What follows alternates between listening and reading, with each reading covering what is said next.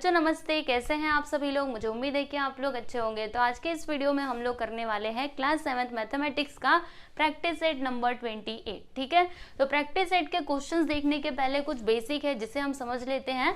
तो मान लीजिए ऐसा कुछ है, यानी कि यहाँ पर है a⁻m, ठीक है, फिर यहाँ पे डिवीजन का साइन है, उसके बाद क्या है e⁻n, ठीक है। तो इसको हम कैसे लिख सकते हैं पता है आप लोगों को, यानी अगर मुझे इसे क्या करना है, सिंप्लीफाई करना है, तो फिर क्या करना होगा, तो ऐसे करना होगा। यहाँ पे लिखने का a, मतलब देखो दोनों का बेस सेम है ना, इसका भी बेस a है, इसका भी बेस क्या है बच्चों a, ठीक है। और देखो इसके पावर्स क्या है m और n, तो पता है अगर डिवीजन रहता है तो क्या करने का, माइनस करने का, यानी हम क्या करेंगे m में से n को माइनस कर देंगे, ठीक है। देखो इसके पहले वाले प्रैक्टिस सेट में हमने क्या देखा था, यहाँ पे मल्टीप्लीकेशन रहता था, देखो ऐसे रहता था ना, a⁻m इंटू a⁻n।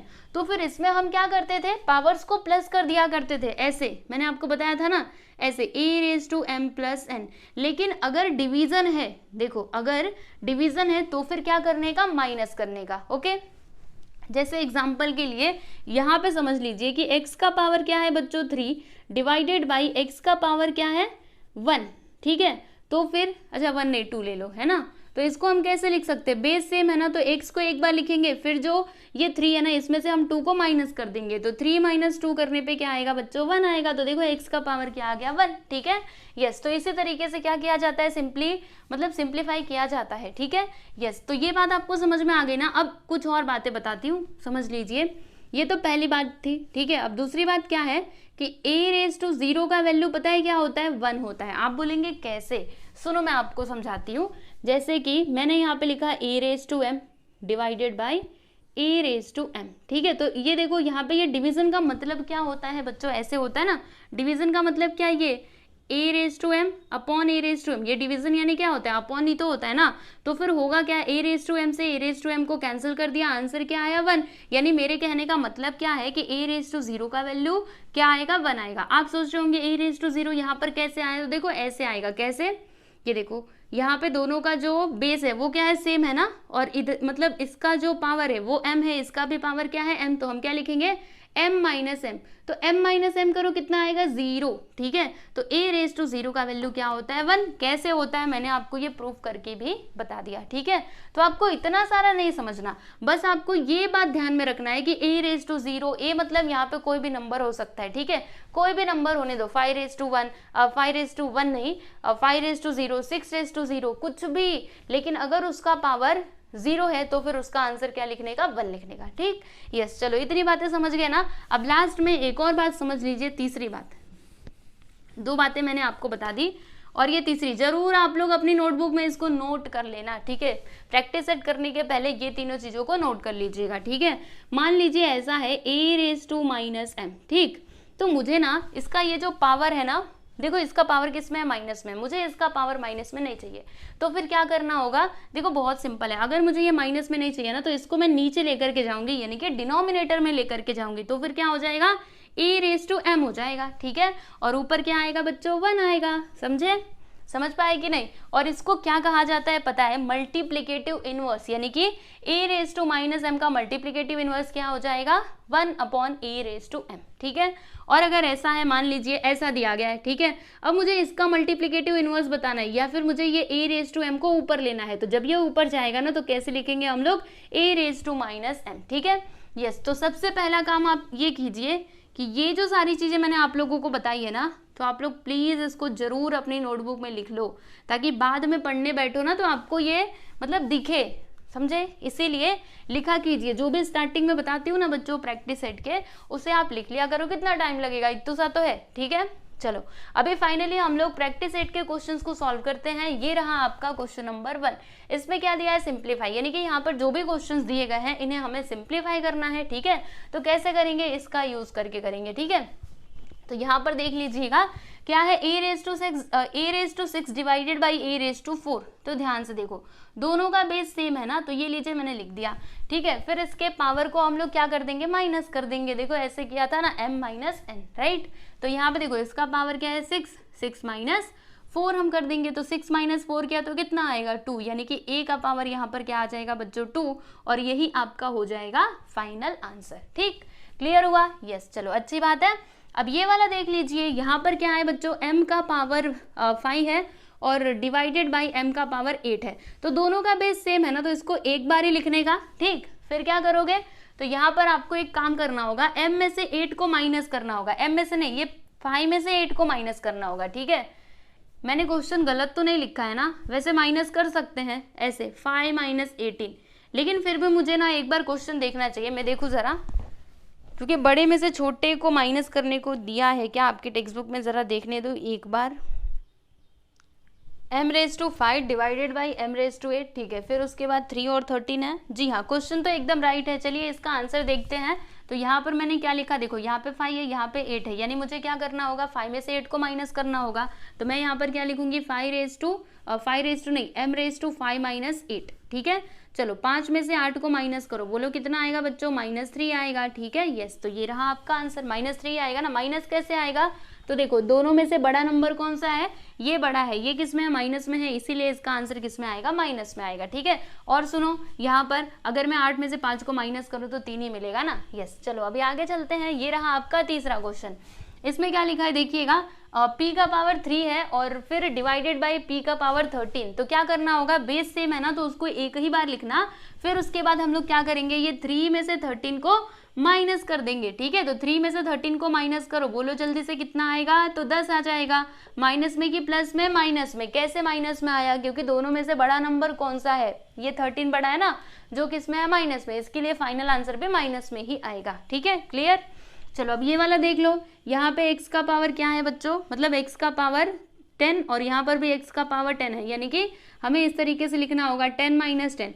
10 माइनस 10 करेंगे मतलब करने पे कितना आएगा, 0, और x⁻0 का वैल्यू हम क्या लिख सकते हैं, 1 लिख सकते हैं ना। देखो यहाँ पर बताया था मैंने कि a⁻0 which is equal to 1, right. तो इसका आंसर हम लिख सकते हैं डायरेक्टली 1, और इसका रीजन अगर आपको बताना है तो आप ऐसे लिख करके बता दो कि since we know that a⁻0 क्या होता है, 1 के इक्वल होता है। ठीक है, क्लियर हुआ आप लोगों को। यस, तो ये है बच्चों आपका फाइनल आंसर, देख सकते हो। यहाँ पर हमने ये क्वेश्चन नंबर 1 जो है ये कंप्लीट कर लिया है।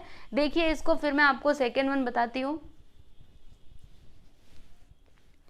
चलिए अभी क्वेश्चन नंबर 2 हम लोग देखेंगे। ओके, तो इसके लिए मुझे ये सब मिटाना पड़ेगा। चलिए मिटा देती हूँ फटाफट से, फिर उसके बाद हम लोग देखते हैं क्वेश्चन नंबर 1। और ये जो मैंने लिख करके दिया था ना, इसे भी आप लोग जरूर अपने नोटबुक में लिख लीजिएगा।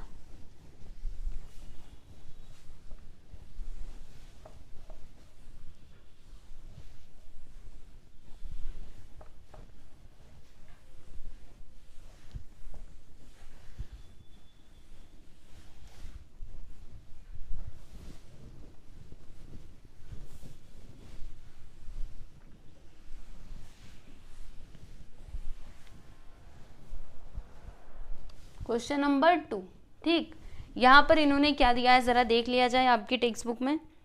फाइंड द वैल्यू ऑफ, देखिए अभी हमें यहाँ पर क्या फाइंड करना है बच्चों, वैल्यू फाइंड करना है। ठीक है, फाइंड द वैल्यू ऑफ, बस फाइंड द वैल्यू है। चलो अभी एक एक करके हम लोग क्वेश्चंस को देखेंगे। तो फर्स्ट सब क्वेश्चन क्या दिया है देख लेते हैं एक बार।